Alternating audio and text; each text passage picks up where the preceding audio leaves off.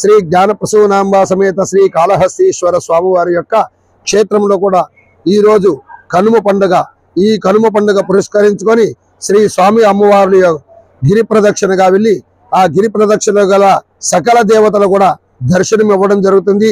అలాగే రేపు మహాశివరాత్రిలో వచ్చేది శ్రీ స్వామి అమ్మవారి యొక్క కళ్యాణ మహోత్సవంకు గిరి ప్రదక్షిణలో గల పరివార దేవతలను కూడా ఆహ్వానించడం జరుగుతుంది.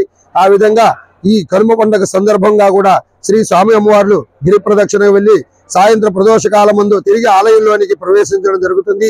ఈ గిరి ప్రదక్షిణలో భక్తులందరూ కూడా అధిక సంఖ్యలో పాల్గొని శ్రీ స్వామి అమ్మవారి యొక్క ఆశీస్సులు పొందుతున్నారు.